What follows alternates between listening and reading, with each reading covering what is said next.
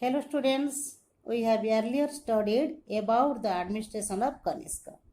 So now we shall start the remaining portion of administration. Okay? The Saranath inscription tells us that Kaniska maintained a satrapal system. We learned that Kharapalan was his Mahasatrapa at Mathura and Bansopara was governing the eastern regions of Banaras as Khetrapa. It seems reasonable to suppose that the government of other outlying parts of the realm was organized on similar lines. Okay, then we shall discuss about the trade and commerce during the reign of Kaniska. During the reign of Kaniska, the trade and commerce flourished encouragingly. The boundary of his vast empire was extended in the northwest up to the Roman Empire, Chinese Empire, and Parthian Empire. This extensive foreign trade helped India to earn foreign exchange. Precious stones, pearls, silk, ivory, perfumes, and spices were the main articles of export. And gold, silver, wine, and luxury goods were generally imported from the outside countries. The economic prosperity of the country was at a high level during the reign of Kaniska. Kaniska is remembered not only as a great conqueror but also as a great patron of Buddhism. Kaniska has been given a place only next to Ashoka as a patron of Buddhism. It is maintained in Buddhist literature that Kaniska came under the influence of Ashoka and turned to be a devotee of Lord Buddha.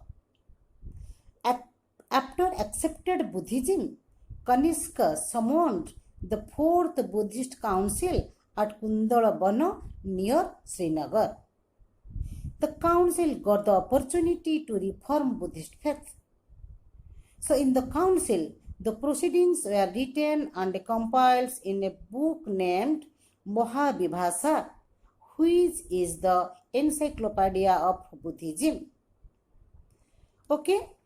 Kaniska constructed a large number of statues, images of Lord Buddha, Buddha viharas, monasteries, and dwelling places for the Buddhist monks, which ultimately helped to spread and popularize Buddhism.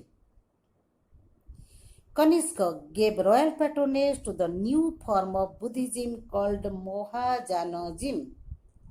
He deputed several Buddhist monks to China, Japan, Tibet, and Central Asia for carrying messages and teachings of Buddhism. So we know that his activities to promote Buddhism in India and abroad has made him immortal in the Indian history. So well students, now we shall start about the culture of Kaniska. Kaniska's reign foreshadowed the Indian Renaissance, which had its full development in the Gupta age. Kaniska was a great patron of learning. A galaxy of great scholars like Ashoka, the Buddhist writer, Nagarjuna, the philosopher, Sangharakya, the chaplain. Students, chaplain means a religious leadership title. Okay, understand? Then Mathura, the politician, Basumitra, the Buddhist scholar, Charaka, the great physician, and Agesilaus, the engineer, adorned his court. Ashoka was not only a great Buddhist writer but also a great poet. He was the author of the great work Buddha Charita. Nagarjuna was an exponent of Mahayana philosophy. His famous work Pragya Paramita Sutra Shastra teaches the theory of relativity. Students, the relativity explains that there can be no happiness if there is not grief. There can be no light if there is no darkness. There cannot be good if there is not bad as well. Okay? Kaniska's reign is a landmark in the realm of art and architecture. Four eminent styles of sculpture developed from four centers: one Sarnath, second Mathura, third Amarnath, and fourth Gandhara. In art, the reign of Kaniska is marked by the growth of two distinct styles. One is Indian and another is exotic. Students, exotic means unusual or interesting because it comes from the different countries or cultures. Indian style is represented by the headless statue of Kaniska at Mathura and the image of Buddha found at Sarnath. The exotic school known as Gandhara art was the Greco-Roman art applied to Buddhist subjects found in Gandhara region. In architecture, Kaniska's reign was also highly creative. Numerous monuments, stupas, columns were built in his reign. The great relic tower of Peshawar was constructed by Ajselas at his command. This tower was made chiefly of wood and it was 400 feet high. Well, it was known throughout the Buddhist world. Well, students, then we shall discuss the achievements of Kaniska or how history estimates Kaniska as a great emperor. Okay? Kaniska was a great conqueror who built a vast empire by the prowess of his arms and gave it law and order.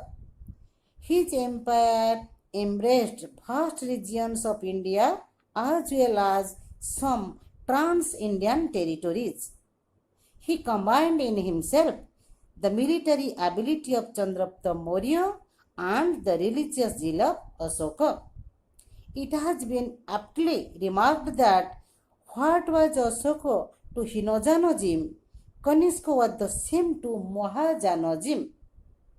Kaniska was a great patron of art, architecture, and learning. He assembled a galaxy of great scholars in his court. We have already discussed about those scholars. And the great thing is that he introduced the Shaka era and Kaniska era in 78 AD. So, dear students, the chapter is completed. If you like my teaching, please give your comments.